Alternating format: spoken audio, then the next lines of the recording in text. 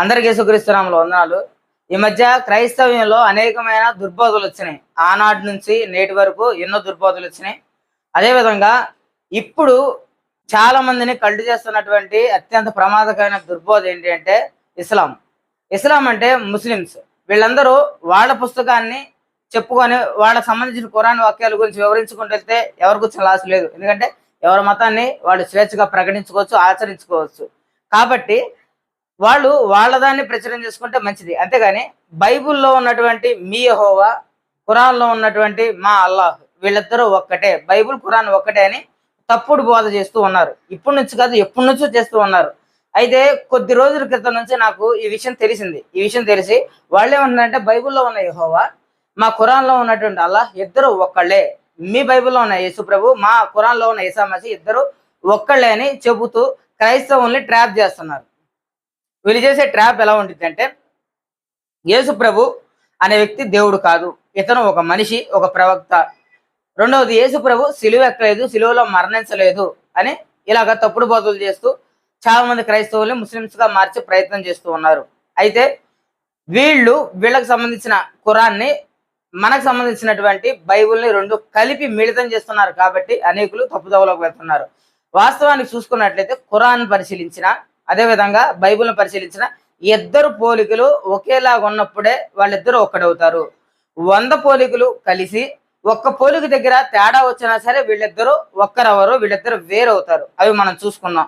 మొట్టమొదటిగా చూసినట్లయితే ఖురాన్లో దేవుడు ఆదామును చేసిన విధానం, అదే విధంగా బైబిల్లో దేవుడు ఆదామును చేసిన విధానం చూద్దాం. ఒకసారి అల్లాహ్ సృష్టించిన ఆదాం గురించి చూసినట్లయితే 7వ సూర 12వ ఆయత్తు చూసినట్లయితే, అదేవిధంగా 19 వరకు ఆయతులు చూసినట్లయితే, 15వ సూర 26వ ఆయతులు చూసినట్లయితే, ఆదామును స్వర్గంలో కుళ్ళిన బురద యొక్క ఎండిన గారతో చేశాడు. స్వర్గంలో పాపం చేస్తే భూమి మీదకి పంపించాడు. చూసినట్లయితే ఖురాన్లో 7వ సూర 12వ ఆయత్తు 19వ ఆయత్తు వరకు, 15వ సూర 26వ ఆయత్తు వరకు ఆదామును స్వర్గంలో కుళ్ళిన బురద యొక్క ఎండిన గారతో చేశాడు. ఎండిన గారతో బురదతో చేశాడంట అల్లాహు ఆదాముని. అదేవిధంగా మన బైబిల్లో చూసినట్లయితే యెహోవా సృష్టించిన ఆదాము వేరు, వీళ్ళిద్దరికి సంబంధం ఉండదు. చూడండి ఒకసారి 2వ అధ్యాయము 6వ వచనం నుంచి 10వ వచనం వరకు, నేలమంటితో నరుణ్ణి చేశాడు, తూర్పున ఏదైనా తోటలో అతన్ని ఉంచాడు, వారు పాపం చేస్తే ఏదైనా నుండి బయటికి పంపించేశాడు. చూసారా, చాలా వ్యత్యాసం, చాలా తేడా ఉంది. నేలమట్టితో నరుని నిర్మించి వాడి నాసికారంతరంలో జీవవాయువుగా నరుడు జీవాత్మ అయ్యాడు. నేల మట్టితో దేవుడు చేశాడు, అంతేగాని కుళ్ళిపోయిన బురద అక్కడ లేదు. దేవుడు మనిషిని శ్రేష్టంగా చేశాడు. మనిషిలో గడ్డి లేదు, చెత్త లేదు. మనిషిలో బురద లేదు, ఇంకోటి లేదు, కుళ్ళిపోయిన బురద లేదు. మనిషి నేల మట్టితో చేయబడ్డాడని బైబిల్ వివరణ ఇచ్చింది. ఖురాన్లో దేవుడు మాత్రం కుళ్ళిన బురదతో, ఎండిన గడ్డితో మనిషిని చేశాడని రాపిస్తుంది. చూశారు కదా, మొట్టమొదటిగా మనిషి సృష్టిలోనే వీళ్ళిద్దరి మధ్య వ్యత్యాసాలు కనిపిస్తున్నాయి. అంటే యెహోవా వేరు, అల్లాహ్ వేరు. అంటే ఖురాన్ వేరు, బైబిల్ వేరు. తర్వాత చూసుకున్నట్లయితే అల్లాహ్ చేసిన స్వర్గాన్ని చూసినట్లయితే ఖురాన్ 3వ సూర 58 నుండి 59వ ఆయత్తు వరకు, 4వ సూర 51వ ఆయత్తు నుంచి 57వ ఆయత్తు వరకు, 7వ సూర 11వ ఆయత్తు నుంచి 25వ ఆయత్తు వరకు, 15వ సూర 26వ ఆయత్తు నుంచి 43వ ఆయత్తు వరకు, 22వ సూర 19వ ఆయత్తు నుండి 24వ ఆయత్తు వరకు, 36వ సూర 54వ ఆయత్తు నుంచి 64వ ఆయత్తు వరకు, 37వ సూర 40వ ఆయత్తు నుంచి 49వ ఆయత్తు వరకు, 44వ సూర 51వ ఆయత్తు నుంచి 57వ ఆయత్తు వరకు, 47వ సూర 14వ ఆయత్తు నుంచి 15వ ఆయత్తు వరకు, 52వ సూర 17వ ఆయత్తు నుంచి 28వ ఆయత్తు వరకు, 56వ సూర 1వ ఆయత్తు నుంచి 26వ ఆయత్తు వరకు, 76వ సూర 4వ ఆయత్తు నుంచి 22వ ఆయత్తు వరకు, 78వ సూర 33. చూడండి, అల్లాహ్ చేసిన ఈ స్వర్గానికి సంబంధించిన రెఫరెన్స్లు మీకు ఇచ్చాను, చూడండి. దాన్ని మీకు షార్ట్ గా చెప్తాను. పట్టుపరుపులు, దిండ్లు, ఉద్యానవనముల మధ్య కాలువలు, స్వర్ణ కనకాలు, కుళ్ళిన మట్టి, ముత్యాలతో అలంకరణ, సుఖం, అందమైన భామలు, పెళ్లి, రమణీయమణులు, బానిస పిల్లలు, సకల రుచి పదార్థాలు, పాలు, తేనె, పక్షులు, మాంసము, సర్పం, భూమి మీద దొరికే అన్ని రకాల ఆహార పదార్థాలు ఉంటాయి. చూడండి ఎంత వ్యత్యాసం ఉందో. అక్కడ అందమైన అమ్మాయిలు ఉంటారంట, అక్కడ మందు ఉండిద్దంట, అక్కడ కుళ్ళిన మట్టి ఉండిద్దంట, ముత్యాలు ఉంటాయంట, దాసుల పిల్లలు ఉంటారంట. తర్వాత భూమి మీద దొరికే అన్ని సౌకర్యాలు అక్కడ ఉంటాయంట స్వర్గంలో. చూడండి బైబిల్ మీరు చూడండి, బైబిల్ ఎప్పుడైనా ఇలాంటి అవకాశం ఇచ్చిందా? స్వర్గంలో ఒకడు సర్వలోకాన్ని సంపాదించుకొని తన ప్రాణాన్ని పోగొట్టుకుంటూ మూలం తనకి ఏ ఉపయోగం అన్న దేవుడు బైబిల్లో ఉన్నాడు. సర్వలోక సుఖ భోగాలు వ్యభిచారంతో సహా స్వర్గంలో ఉంటదని అల్లాహ్ చెప్తున్నాడు. నేను చెప్పింది కాదు, మీకు రెఫరెన్స్లు కూడా ఇచ్చాను, మీరు పరిశీలించండి సహోదరులారా. ఇప్పుడు బైబిల్లో దేవుడు ఒక భార్యని ఉన్నప్పుడు మరొక ఆమెను మోహపు చూపుతో చూస్తేనే మీరు పాపం చేశారు, ఆ కారణం చేతే మీరు నరకానికి కూడా వెళ్తారని బైబిల్ గట్టిగా హెచ్చరించింది. బైబిల్లో దేవుడు వ్యభిచారాన్ని ప్రోత్సహించలేదు, సుఖభోగాన్ని ప్రోత్సహించలేదు. వాటిలో ఒక్కడున్నా చాలు మనందరికి దోలు తీరిపోయినట్టే. బైబిల్లో దేవుడు ఏం చెప్తున్నాడంటే, నరకమున వారి పురుగు చావదు, అగ్ని ఆరదు, స్వర్గంలో దేవుణ్ణి ఆరాధించడమే ఉంటుంది. ఏషియా గ్రంథంలో మీరు చూసుకున్నట్లయితే సైన్యములకు అధిపతి యెహోవా పరిశుద్ధుడు పరిశుద్ధుడు పరిశుద్ధుడు అని గాన ప్రతిగానాలు చేస్తున్నారట. దేవదూతలు శరాపులు ఆయనకు పైగా ఎగురుతున్నారట.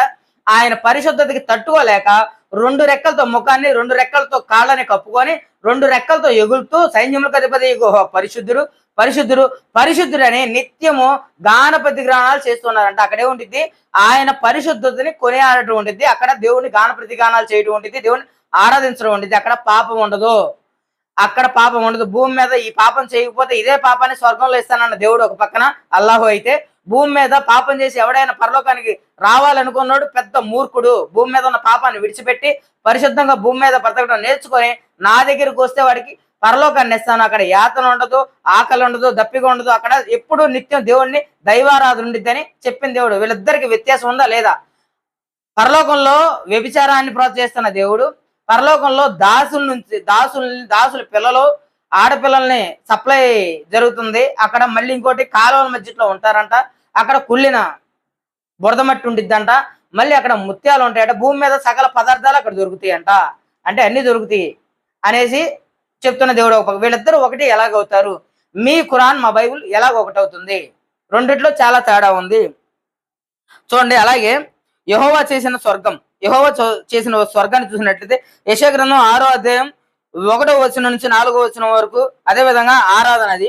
తర్వాత ప్రకటన గ్రంథం 4వ అధ్యాయం 15వ అధ్యాయం, యెహెజ్కేలు 1వ అధ్యాయం, ప్రకటన 19వ అధ్యాయం 6వ వచనం నుంచి 7వ వచనం వరకు, తెల్లని నార వస్త్రములు ధరించుకున్నటువంటి మనిషి కుమారుని చూపిస్తారు అక్కడ.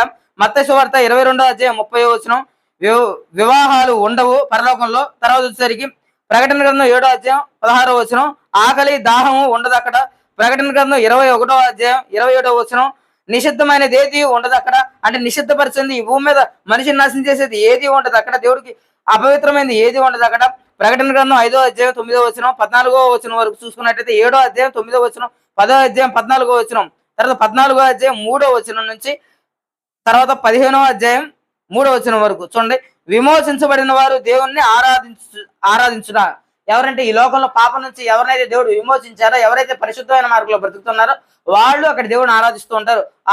ఆరాధించే స్థలాన్ని పరలోకం అంటారు. అక్కడ దేవుడు ఉంటాడు, అక్కడ పాపం ఉండదు, అమ్మాయిని సప్లై చేయడం ఉండదు, భూమి మీద ఉంటే ఏ ఆహారం అక్కడ దొరకదు, అక్కడ పెళ్లి చేసుకో, పెళ్లికి ఇవ్వబడరు, అక్కడ దాసులు ఉంటారు, దాసీలు ఉంటారు, అక్కడ అందరూ స్వతంత్రులు ఉంటారు, యేసుక్రీస్తుని ఆరాధించే వాళ్ళు ఉంటారు, యేసుక్రీస్తు కుమారులై ఉంటారు. తర్వాత చూసుకున్నట్లే అల్లాహు దూతలలో సాతాను వేరు. ఏంటంట? అల్లాహు దూతలలో ఉన్న సాతాను వేరు, యెహోవా దూతల్లో ఉన్న సాతాను వేరు. సాతానుల్లో కూడా వ్యత్యాసం ఉంది చూడండి. ఇక్కడ ఖురాన్ 15వ సూర 26వ ఆయత్తు నుంచి 43వ ఆయత్తు వరకు, 2వ సూర 34వ ఆయత్తు నుంచి 37వ ఆయత్తు వరకు, ఆదాముకు నమస్కారం చేయనందుకు ఇబ్లీస్ను అల్లాహ్ స్వర్గము నుండి పంపివేశాడు. అక్కడ అల్లాహ్ ఆదాముని చేసి ఆదాముకి నమస్కారం పెట్టమని ఇబ్లీస్ అనే ఒక దూతను పిలుస్తాడు. ఈ ఇబ్లీస్ అనే దూత అల్లాహ్ చెప్పిన మాటకి వ్యతిరేకంగా ఈ ఆదాముకి నమస్కారం చేయనందుకు ఇతన్ని వాళ్ళ స్వర్గం నుంచి బయటికి తోసేశాడు అని ఇక్కడ రాపిస్తుంది. చూసారా? ఇక్కడ ఒక న్యాయమైన ఆలోచన మీరు చూసుకున్నట్లయితే, ఇక్కడ ఆదాము అంటే దేవుడి చేత చేయబడినటువంటి నరుడికి దేవదూతను తీసుకొచ్చి నమస్కారం చేయమని అంట. ఎక్కడైనా దేవుడు దేవదూతకు నమస్కారం చేయమని చెప్పి దేవదూతనే నరుడికి నమస్కారం చేయమని చెప్తాడా? దేవదూతలే కానీ నరుడే కానీ దేవుడికి నమస్కారం చేయబద్దులే ఉన్నారు, దేవుడిని ఆరాధించబద్దులే ఉన్నారు, ప్రతి ఒక్కరు దేవుడిని స్తుతించబద్దులే ఉన్నారు బైబుల్ చెప్పింది. కానీ దేవుడే దేవదూతను తీసుకొచ్చి ఇదిగో నేను చేసిన మనిషికి నమస్కారం పెట్టమంటే చాలా విచిత్రం ఉంది కదా. అన్నిట్లో ఉన్న ఇబ్లీస్ బాగానే చెప్పాడు, ఇందులో ఉన్న యెహోవా ఎలాగా అల్లాహ్ వీళ్ళిద్దరికి పోలికేంటి చూడండి. అదే విధంగా యెహోవా దూతలను సాతాను యెషయా గ్రంథం 14:12 నుంచి యెహెజ్కేలు గ్రంథం 28:12 17 వరకు దేవునితో సమానంగా తనను తానుగా భావించుకున్నాడని అందుకే దేవుడు పరలోకం నుండి తరిమేశాడు. ఇందులో చదవచ్చి చెప్పబడినటువంటి ఈ వచనాల్లో పరలోకం నుంచి దేవదూత పడిపోవడానికి కారణం ఏంటంటే దేవుడితో సమానంగా హెచ్చించబడదామని ఆలోచన కలిగి ఉండటమే. ఒక దురాశ, ఈ దురాశ భయంకరమైంది. దేవుడు లాంటి వాళ్ళు ఎవరు లేరు, దేవుడితో సమానంగా ఎవరు కారు అని బైబిల్ చెప్పింది. అయితే ఎలాంటి దేవుడితో సమానంగా ఉండాలి అని ఒక మూర్ఖమైన పాపపూరితమైన ఆలోచనతో ఉన్నాడు కాబట్టి సాతాను పరలోకం నుంచి తోసేశాడు. కాబట్టి మీరు చూసుకోండి, దేవుడి దగ్గర ఉన్నటువంటి సాతాను వేరు, అదే విధంగా మహమ్మద్ గారు రాసుకున్నటువంటి ఖురాన్లో ఉన్న సాతాను వేరు. చూడండి, అదే విధంగా యెహోవా సృష్టించిన నరకం వేరు, అల్లాహ్ సృష్టించిన నరకం వేరు. యెహోవా సృష్టించిన నరకం వేరు, అల్లాహ్ సృష్టించిన నరకం వేరు. చూడండి, ఖురాన్ 4వ సూర 51వ ఆయత్తు నుంచి 57వ ఆయత్తు వరకు, తర్వాత 14వ సూర 16వ ఆయత్తు నుంచి, తర్వాత 15వ సూర 43వ ఆయత్తు నుంచి 44వ ఆయత్తు వరకు, తర్వాత 18వ సూర, తర్వాత 27వ ఆయత్తు వరకు, 27వ ఆయత్తు నుంచి 31వ ఆయత్తు వరకు, 22వ సూర 19వ ఆయత్తు నుంచి 24వ ఆయత్తు వరకు, 69వ సూర 25వ ఆయత్తు నుంచి 37వ ఆయత్తు వరకు. తప్పించుకోవడానికి బయటికి వస్తే మళ్ళీ తోసేస్తారు. చూడండి, ఖురాన్లో ఉన్నటువంటి నరకంలో నుంచి ఎవరైనా తప్పించుకునే అవకాశం ఉందంట. తప్పించుకుంటూ అంటే మరలా నరకంలో తోస్తారంట. అదే విధంగా చూడండి, యెహోవా సృష్టించిన నరకాన్ని మత్తయి సువార్త 25:41, తర్వాత 25:46, యెషయా గ్రంథం 66:24, తర్వాత దానియేలు గ్రంథం 21:12 1 నుంచి 2వ వరకు, తర్వాత మత్తయి సువార్త 18:6 నుంచి 9 వరకు, ప్రకటన గ్రంథం 20:15 మీరు పరిశీలన చేస్తే తీవ్రమైన అగ్నిలో వేస్తారు. ఎవడైనా యెహోవా అంటే యెహోవా శరీరధారిగా వచ్చిన యేసుక్రీస్తు దేవుడైన యేసుక్రీస్తు మాట వినుకోకుండా న్యాయంగా బ్రతుక్కోకుండా ఆయన అనుసరించకుండా ఎవరైతే మరణిస్తారో వాళ్ళు ఆరని అగ్నిగుండంలో తోయబడతారు. అక్కడి నుంచి ఎవడు బయటికి రావడానికి వీల్లేదు. మహాగాధం ఉంచబడింది. మీకు తెలుసు కదా, ధనవంతుడు బేదరాజులు మీరు చదివే ఉంటారు కదా సందర్భాన్ని. ఇక్కడ అన్ని స్పర్శలు కనిపిస్తాయి, అన్ని దాహాలు వీళ్ళకి వేస్తాయి, నరకంలో వీళ్ళు బాధపడుతూ యాతన పడుతూ ఉంటారు అని అక్కడ రాయబడి ఉంది. చూడండి, నరకంలో ఉన్నటువంటి ఈ ఖురాన్లో ఉన్న నరకానికి ఈ బైబిల్లో ఉన్న నరకానికి చాలా తేడా ఉంది. కాబట్టి మనిషి సృష్టించిన దగ్గర నుంచి మనిషిని అంతం చేసే వరకు ఏ పోలిక మీ ఖురాన్కి మా బైబిల్కి సంబంధం లేదు. మరలా చెప్తున్నాను, చెవులు గలవాడు వినుడు కాక అని దేవుడు ఎందుకు చెప్పాడో కానీ ఈరోజు అది వాస్తవం. చెవులు గలవాళ్ళు వినండి. మీకు చెవులు ఉంటే మీకు అంతగా అంగీకరించలేకపోతే డిబేట్కి రావచ్చు. ఇంకో ఇది నా నెంబర్, ఈ నెంబర్కి ఫోన్ చేయండి, మీరు నాతో మాట్లాడచ్చు. నేను ఇచ్చిన ఈ రెఫరెన్స్ని మీరు పరిశీలించిన తర్వాత మీ బైబుల్కి మా ఖురాన్కి సంబంధం లేదని మీరు ఒకవేళ తెలుసుకుంటే ఇప్పుడే దేవుని వేడుకోండి, పాపాలు ఒప్పుకోండి, క్షమించబడండి యేసుక్రీస్తు దగ్గర. రెండోది, మీకు ఇంకా అర్థం కాకపోతే డిబేట్కి రావచ్చు. ఇంకో ఇది నా ఫోన్ నంబర్. దాని గురించి మనం మాట్లాడుకుందాం, ఒక న్యాయబద్ధమైన చర్చ జరుపుకుందాం. దాని గురించి నేను ఎప్పుడు సిద్ధంగానే ఉన్నాను. నిజంగా బైబుల్కి ఖురాన్కి సంబంధం లేదు. బైబుల్ వేరు, ఖురాన్ వేరు. బైబుల్ వచ్చిన కొత్త నిబంధన రాయబడిన 600 సంవత్సరాలకి యేసు ప్రభు భూమి మీదకి వచ్చి మనుషులందరి పాపాల గురించి మరణించి అందరినీ విడుదల చేసిన తర్వాత 600 సంవత్సరాల తర్వాత ఒక మనిషి మహమ్మద్ అనే ఒక వ్యక్తి రాసుకున్నది ఖురాన్. ఖురాన్కి బైబిల్కి సంబంధం లేదు. సో మీ ఖురాన్ మీరు ప్రకటించుకోవచ్చు, నేను మీ ఖురాన్కి అడ్డు తగిలేవాడిని కాదు. కానీ మీ ఖురాన్ మా బైబిల్ ఒకటే అంటున్నారు కదా, ఇది తప్పు. మీ ఖురాన్కి మా బైబిల్కి ఏ సంబంధం లేదు. మీరు వేరు, మేము వేరు. నేను మాటలు చెప్పలేదు, మీకు వచనాలు ఇచ్చాను. మీరు నిజంగా మనసున్నోళ్ళైతే, నిజంగా సత్యాన్వేషకులైతే మీరు నేను ఇచ్చిన రెఫరెన్స్లో ఉన్నటువంటి విధానాన్ని మీరు చూడండి. బైబిల్కి ఖురాన్కి సంబంధం లేదు.